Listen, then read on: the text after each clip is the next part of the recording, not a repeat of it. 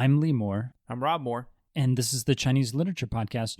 Rob, today is part 2 of our sort of mini-series on Bai Juyi. Last week's podcast was on just a kind of seasonal poem. Autumn Thoughts from Far Away. This week, we're turning to Bai Juyi's more political poetry. We didn't really talk about this last week, but Bai Juyi could be a very political poet. He had a position in the government.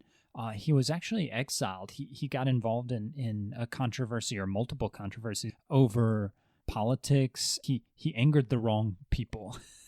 Yes, but unlike some other figures from his era, he was also extremely popular as a poet. Today, I would say he's still very popular, less so surprisingly in China and in the American Academy. I couldn't really find that much on him in English as I was preparing for this podcast, but he's super, super popular in Japan still. You know, when he gets kind of polemical, and we are talking about a fairly polemical poem today, you're looking at a very different poet. Assuming you listened to the last podcast, you will have heard Lee and me kind of discuss at length, what do we do with this line? There's no question about that is what not to the do. case. Yeah, that is not the case with this one. It is, although I will say, and then we're going to jump into the poem, my lead-in comment is that it's a pretty strong narrative.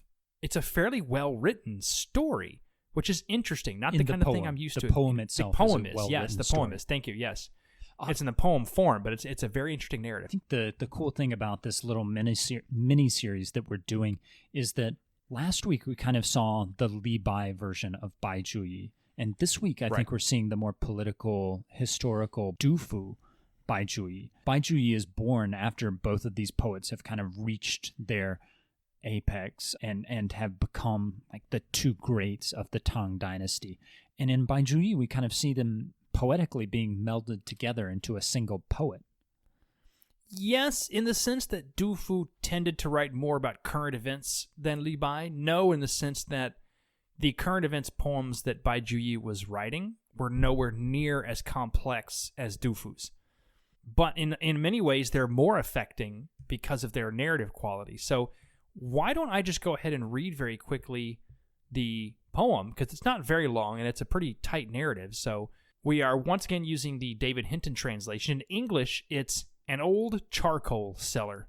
In Chinese, it's 卖炭翁. So I'm going to read it real quick. An old charcoal seller cuts firewood and sears it to charcoal below South Mountain. His face smeared with dust and ash the color of wood smoke, his hair gone grizzled and gray, his 10 fingers utter black. And yet, daring such hopes for the profits he'll take home once the charcoal's all sold. Warm robes to wear, food to eat. His clothes are worn so miserably thin, and yet he worries charcoal's selling too cheap, so he hopes for colder weather. Then one night, an inch of snow falls in the city's foothills, and at dawn, he takes his cart crackling through ruts of ice, a tired ox and hungry man. The sun is already high when they pause to rest in marketplace mud outside the south gate, and 2 riders no one knows appear in a dashing flourish. One, an envoy dressed in yellow, the other, a servant in white. The envoy carries an imperial warrant, and after sighting it, he chases the ox away, turns the cart, and takes it off north. A cart like that easily carries 1,000 pounds of charcoal, but a palace envoy hurries it away without a second thought. Half a length of crimson lace and a few yards of fine damask draped over the old ox's neck. Isn't that a fair enough price?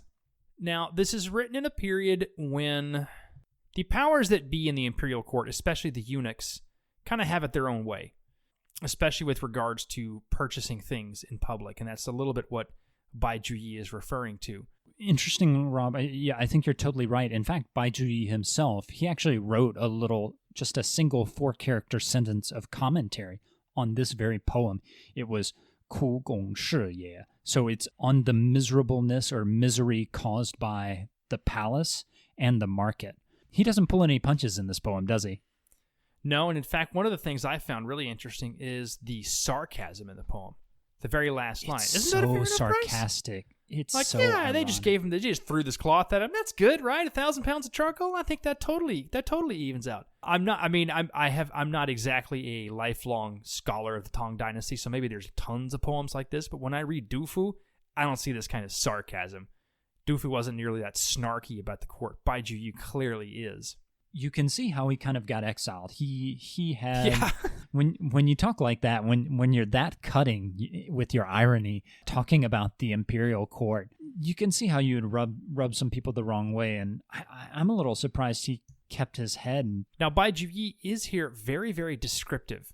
I would say that that's also something, I won't say unique to him, but as we get into the song and the types of poetry people use start to really broaden out, I think you see a little more of that. But the Tang Dynasty is mostly, the great sort of poets of the Tang Dynasty, Li Bai, Du Fu, they're known for their concision, right? So taking a lot of stuff and compressing it into a small space and getting across a huge point in just a few lines. Bai Juyi's really letting himself go with this one. He's really describing the heck out of the charcoal cellar, with the color of his fingers and his hair and what kind of ropes he hopes he'll get, and the whole thing, the cart crackling through ruts of ice, the whole thing is meant to give you this very clear portrait of this guy's life is not very good. What's interesting is that I think when you read it this way in poetry sort of line stanza form, it almost reads like free verse, at least in Hinton's translation. I know you can translate it differently so that it does rhyme. But the descriptiveness is important because it's going to signal readers to a couple of things. One, that this is supposed to be a poet who really pays attention. He doesn't just say, hey, a charcoal cellar got ripped off. Doesn't that suck? Because there are short forms of poetry when he probably could have done that. But he describes and describes and describes the charcoal cellar, which means he's really observing what's going on with the people around him, not just knowing that they exist. And that's pretty important. So, Rob, you mentioned the English translation feels better as translated as free verse, though he is not writing in anything like free verse in the original, right? No, this of is, course not. A traditional 7-character line poem that each line is 7 characters, and the first 4 kind of deliver a point, and then it's kind of resolved in the last 3 characters, and each line, to a certain degree, functions that way.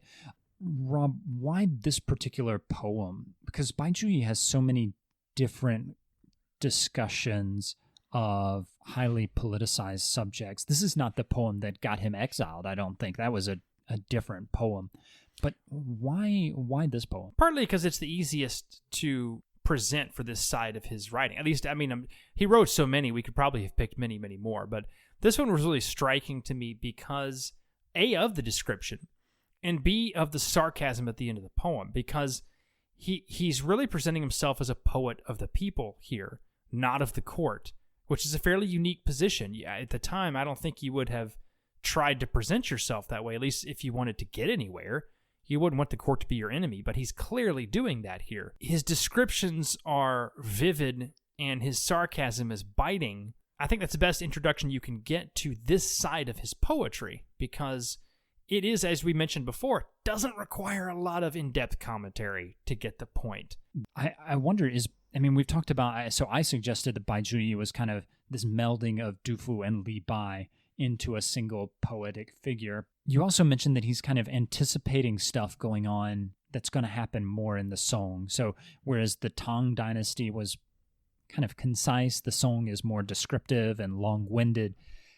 Is Bai Juyi the everybody poet, that he kind of represents all of these different styles? He has a little bit of Li Bai in him, he has a little bit of Du Fu in him, but also he's kind of showing how the song is going to develop in its poetry. Is that what you make of Bai Juyi? More or less, and maybe this is one of the reasons why you don't see more about him, is when you're dabbling in a lot of different styles, and your goal is not to perfect the style, but to sort of get a point across, it tends to come across that you're more of a dilettante than a sort of a poetic master. Like Du Fu used a ton of different styles, but he was so good at the form that he was effectively kind of a master of all, right?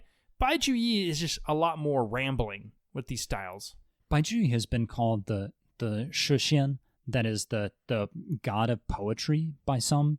But today I think that he has largely been, I don't want to say forgotten, because he's definitely not been forgotten, but he's been relegated to a sort of Tang Dynasty second tier. I would say he's even below Wang Wei in the sort of Tang Dynasty hierarchy. Do you think that every poet quality, the fact that he is so hard to place in this kind of web of literature in between the Tang and the Song, in between Li Bai and Du Fu. Is that the reason why he's kind of been relegated to a lower tier status? Maybe, or are we dealing with an early form of message fiction or message poetry, which we've both agreed is typically really bad, right? If his point is to draw attention to the plight of the everyman, maybe his poetry sort of suffers as a result. It's very, very hard to do this stuff very well. Du Fu embarks on that here and there, but typically leaves the politics more below the surface. Bai Juyi puts it right in your face. I feel like I'm not enough of an expert on this to comment on just how good, line by line, this poetry is. But I will say that typically when it's message first, it doesn't last as long, doesn't read as well.